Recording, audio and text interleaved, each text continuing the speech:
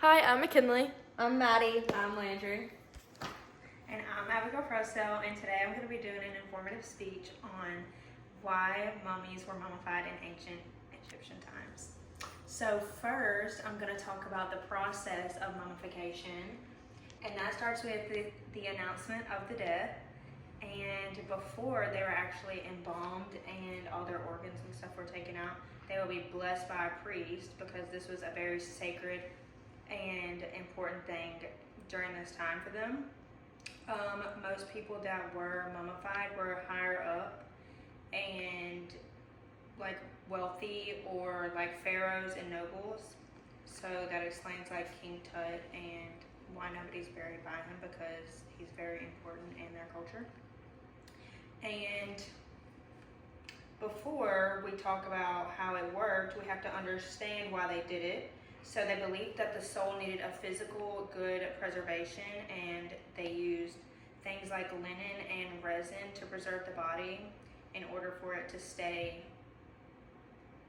preserved for a long enough amount of time so that their souls could go to the afterlife. The steps involved in the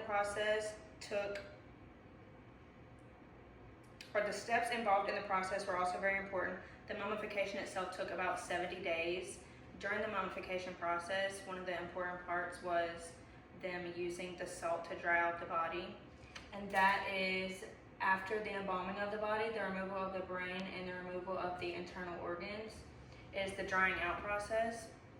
They would use salt for that. And then they would wrap the body in the linen and resin. And then that's when they were done with the mummification process. But when they would use the salt, it was called natron, and it took about 40 days for them to dry them out completely. They mainly wrap them and use resin for protection purposes. After knowing the steps of the process, it's important to know the materials used. And according to the British Museum, tools like hooks, knives, and jars were used during the embalming and mummification, because they would take out their intestines and the rest of their organs and their lungs and their liver, I think. But anyways, yeah, they would put it in jars so that they were preserved, and they would store them.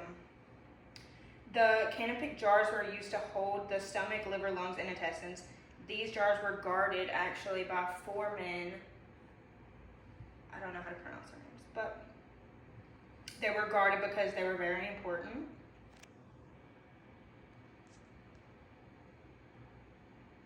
And also, according to the World History Encyclopedia, embalmers would, this is when they dry the body and use the salt, according to the World Encyclopedia. Okay, do I have any questions? I have a question. Okay. So what made you choose this topic? So I chose this topic because when I was in 6th grade, that's when we learned about the ancient Egyptians and the mummification process and all of the tombs and pyramids. So I really enjoyed learning about King Tut, and I just thought that it would be fun. Okay, and what do you think most people wouldn't know about this topic? I think that going back to my speech about the mummification process, that people would not know that they took out all of their intestines and stomach and stored it in jars. Okay, and my last question is, did this process actually work? And in today's time, how do we know that it actually worked? Yeah, so for thousands of years, you might not think that a body could be preserved, but it actually was. And people find mummies still today that are perfectly preserved how they intended them to be. And whenever they would bury them, and where they would be is in mud brick tombs or pyramids, and people like King Tut would actually not have anyone near them just because they were higher up and very important. Okay, bye.